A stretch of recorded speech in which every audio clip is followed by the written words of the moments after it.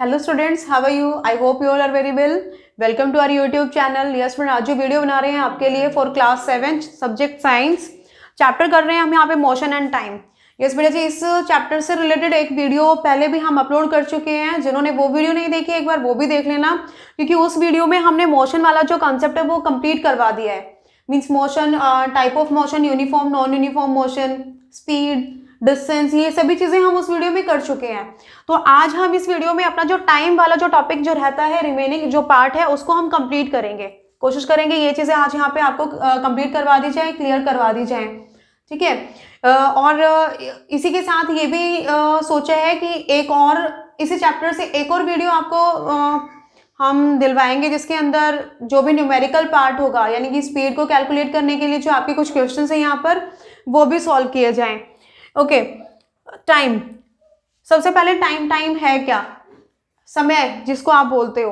तो कोई भी two events, interval between any two events, कोई भी टू इवेंट्स हैं उनके बीच में जो इंटरवल है उसी को हम क्या बोलते हैं? टाइम बोलते हैं.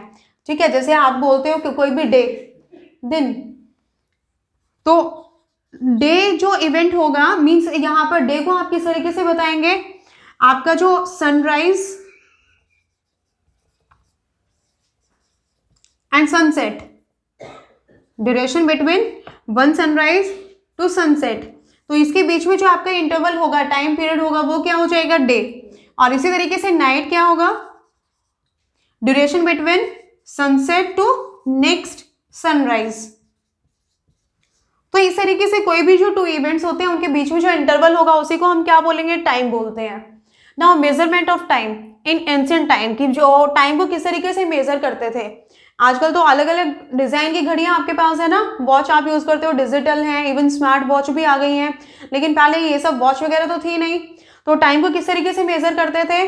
जो नेचुरल इवेंट्स है, जैसे अभी मैंने आपको बताया कि सनराइज, सनसेट, इस तरीके से वो अंदाजा लगाते थे कि अब वन डे है वो कंप्लीट पास होने वाला है, अब नाइट होने वाली है या अब मॉर्निंग होने वाली है. इसी के साथ सन की पोजिशन की हेल्प से भी वो ये अंदाजा लगाते थे कि अब डे कितना पास हो चुका है, मीन्स कंप्लीट हो चुका है, और अब कितना टाइम बाकी है शाम होने में. और इसी तरीके से नाइट टाइमिंग में जो आपके स्टार से स्टार की पोजीशन से भी वो अंदाजा लगाते थे ड्यूरेशन का, टाइम पीरियड का. ठीक है.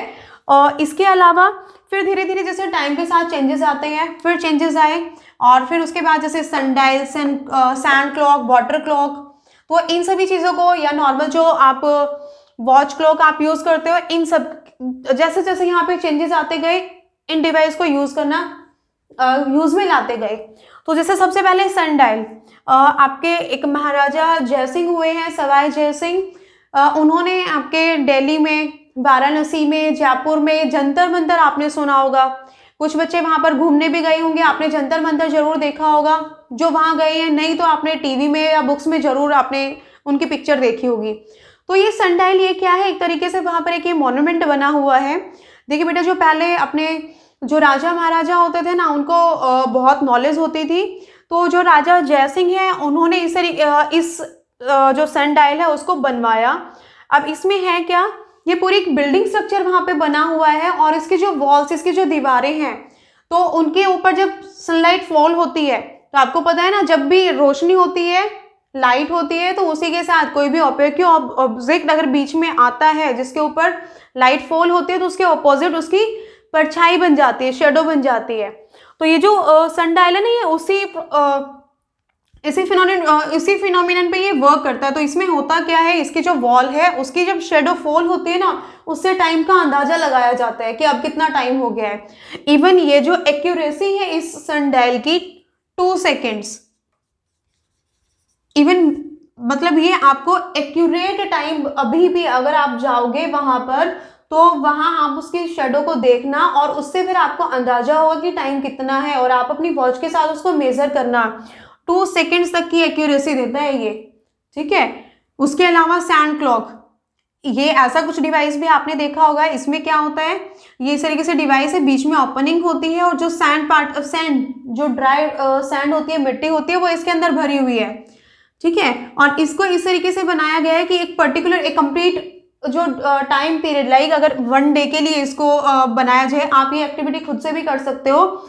जैसे कोल्ड ड्रिंक की आप बॉटल ले लीजिए 2, और उनके नेक पार्ट से उन दोनों को कट करिए और दोनों को एक दूसरे के साथ, लाइक आपकी जो बॉटल है उसका बीच में जो ढक्कन वाला पार्ट होगा वो ऐसे आ जाएगा, और आप दोनों एंड्स को इस तरीके से अरेंज करिए, ठीक है। बीच में जो ढक्कन है वो लगाना है और दोनों को यहाँ पे फिक्स कर देना, बीच में कर देना उसमें होल। और ये होल करने के बाद हम क्या करेंगे, इसके अंदर ड्राई सैंड आप फिल करेंगे, ठीक है, जिसके अंदर कंकड़ पत्थर ये सारी चीजें ना हो और इजीली वो इस जो आपका यहाँ पे होल है उसके अंदर से इजीली नीचे पास हो सके, गिर सके। दोनों एंड से इसको कवर कर देना है प्रॉपर। आप यहाँ पे कोई भी जैसे पॉलिथीन है उसको या रबर जो पैड है आप वो यहाँ पे लगा दीजिए, उसको अच्छे से टाइट पैक कर देना है ताकि सैंड बाहर ना गिरे, इसी के अंदर रहे। और इसको हम ये चेक कर सकते हैं, जैसे आप इसको 1 आवर के लिए, घंटे के लिए, आधे घंटे के लिए, 30 मिनट्स या 45 मिनट, जितना भी टाइम आप इसको यहाँ पे अरेंज करेंगे ना उसके अकॉर्डिंग आप इसको सेट कर सकते हैं, ठीक है। जैसे आप इसके अंदर पहले सैंड डालिए और मेजर करिए कि कितने टाइम में ये जो सारे की सारी सैंड है वो नीचे आ जाती है, ठीक है। लाइक अगर 35 मिनट्स में आ रही है तो आप उसमें से क्या करेंगे, थोड़ी सी सैंड उसमें से निकाल दीजिए, तो उसको सेट कर लीजिए कि वो 30 मिनट्स में सारी सैंड इधर आ जाए, ठीक है। तो इस तरीके से आपकी जो यहाँ पे सैंड क्लॉक बनेगी वो कितने टाइम पीरियड के लिए बनेगी, 30 मिनट्स के लिए। और आफ्टर 30 मिनट्स आप इसको फिर से पलट दीजिए, ठीक है। तो इस तरीके से जो सैंड क्लॉक है ना उसे भी यूज करते हैं। सेम इसी वे से होता है वाटर क्लॉक, वाटर क्लॉक में भी यही होता है। इसी तरीके से एक डिवाइस सेट किया जाता है जिसमें वाटर फिल होता है और ड्रॉप करके वाटर नीचे वाले कंटेनर में आता रहेगा, और उसमें फिर ये आप मैच करिए कि वो जो वाटर ऊपर वाले कंटेनर से नीचे वाले कंटेनर में आने में उसने कितना टाइम कंज्यूम किया, ठीक है। तो यहाँ से फिर क्या होगा, एक बार टाइम जैसे ही आप वहाँ पे कंपेयर करेंगे ना, फिर आपको आइडिया हो जाएगा कि वो 1 आवर के लिए है या 1 डे के लिए है, और उसी तरीके से फिर आप उस डिवाइस को यूज कर सकते हैं अपने टाइम को मैच करने के लिए, ठीक है। तो इस तरीके से जो कुछ डिवाइस है ना इनको यूज किया जाता था पहले। लेकिन होता है बेटा, जैसे जैसे हमारा लाइफस्टाइल चेंज होता है, न्यू इन्वेंशंस आती रहती हैं, टाइम के साथ चीज़ें बदलती रहती हैं, और अब तो बहुत सारे चेंज हैं, बहुत सारे बदलाव हैं, आप सब देखते हैं, ठीक है। या तो लोग वॉच यूज़ करते हैं, इवन आजकल तो मोबाइल फ़ोन यूज़ करते हैं, तो उसमें सारी फैसिलिटी मिल जाती है। ओके, नेक्स्ट है यूनिट्स ऑफ टाइम। इसमें टाइम को मेजर करने के लिए हम क्या यूनिट्स यूज़ करते हैं। देखिए, जो सिंपलेस्ट, जो सबसे छोटी जो यूनिट होती है टाइम के लिए, दैट इज सेकेंड। अगर स्टार्ट करें डे से, 1 day, 1 day means 24 hours, 1 hour means 60 minutes, and 1 minute means 60 seconds. तो इस तरीके से ये क्या है हमारे यूनिट्स ऑफ टाइम, टाइम को मेजर करने के लिए। सेम ऐसे ही जैसे 365 डेज का एक ड्यूरेशन कंप्लीट हो जाता है, उसे हम क्या बोलते हैं, ईयर, ठीक है। 100 ईयर्स कंप्लीट हो जाते हैं, उसे हम क्या बोलते हैं, सेंचुरी। तो ये सभी क्या है, यूनिट्स ऑफ टाइम, ठीक है। इसके बाद अपना जो नेक्स्ट टॉपिक आता है, सिंपल पेंडुलम। ये जो सिंपल पेंडुलम होता है इसे आप फादर और मदर भी बोल सकते हो, क्लॉक, ठीक है, फादर और मदर ऑफ क्लॉक।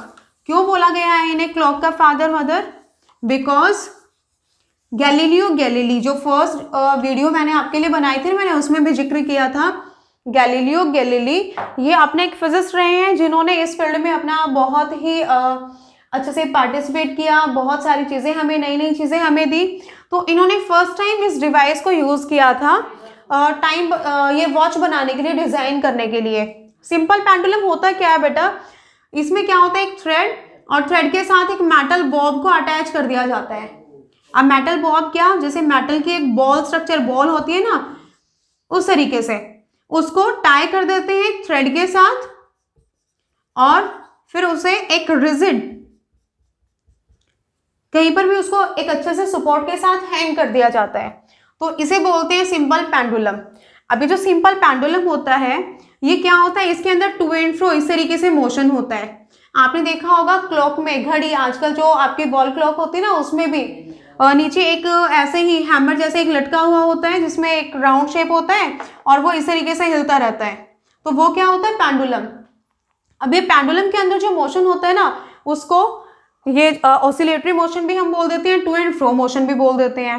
अब इसमें जब ऑसिलेशन होती है तो ऑसिलेशन काउंट की जाती है। अब ऑसिलेशन क्या होगी, देखिए वन ऑसिलेशन को हम किस तरीके से काउंट करते हैं। हमारा ये जो सिंपल पेंडुलम जब ये इस तरीके से हैंग है इन रेस्ट पोजीशन, तो इसके ये जो पोजीशन है यहाँ पर ए, ये होती है मीन पोजीशन। और जैसे ही हम इसको हल्का सा फोर्स लगाएंगे, इसको आगे की तरफ पुश करेंगे, तो इसके अंदर क्या होता है, यहां से इसमें मोशन आता है। मीन्स ये यहां से क्या होगा, यहां तक इस तरीके से इसके अंदर मूवमेंट होगी। ये जो इसकी पोजीशन होगी उसे बोला जाएगा एक्सट्रीम पोजीशन।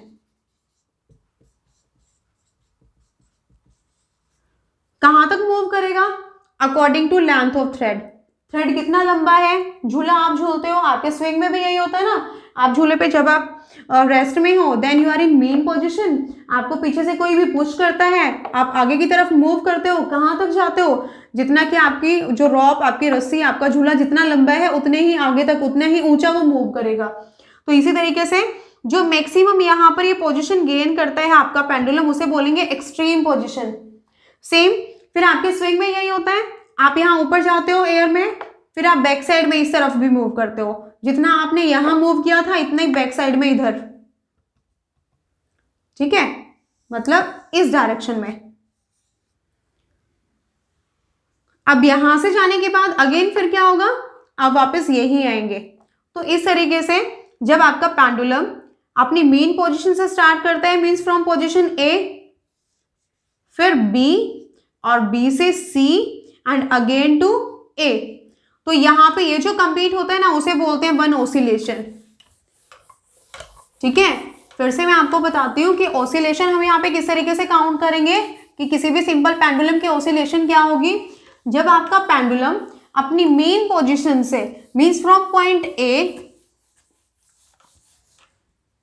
कहां रीच करता है, point B, B to C and again to A, तो यहां पे होती है कंप्लीट वन ऑसिलेशन। ठीक है, वन ऑसिलेशन हो जाएगी आपकी A to B, then B to C and again C to A, ये हो गई हमारी वन ऑसिलेशन। अब इसमें क्या होता है, एक टर्म आती है एम्पलीट्यूड। एम्पलीट्यूड मीन्स यहां पे आपका पेंडुलम मैक्सिमम कितना डिस्प्लेस करता है। ठीक है, यहां से कितना मैक्सिमम ये डिस्प्लेस करेगा ना, जो मैक्सिमम डिस्प्लेसमेंट होती है, maximum displacement from mean position. हमारा ये पेंडुलम, ये इसकी मेन पोजीशन थी, इस मेन पोजीशन से यहां पे इसने मैक्सिमम कितना ऊपर तक ये गया, तो ये यहां से हम उसको जब मेजर करेंगे ये क्या हो जाएगा, उसका एम्पलीट्यूड। ठीक है, इसके बाद आता है टाइम पीरियड। अभी जो मैं आपको ये थ्री टर्म्स बता रही हूँ तीनों ही इंपॉर्टेंट हैं, आप इनको ध्यान से समझ लीजिए।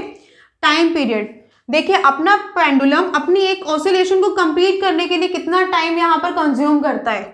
ठीक है, एक पेंडुलम अपनी वन ऑसिलेशन को कंप्लीट करने के लिए जितना भी टाइम यहाँ पर कंज्यूम करेगा वो क्या हो जाएगा, टाइम पीरियड। ठीक है, और ऑसिलेशन क्या होगी, पेंडुलम यहाँ पे था ए पोजीशन पे, then B, B to C and again on A, तो यहाँ पे होती है वन ऑसिलेशन कंप्लीट।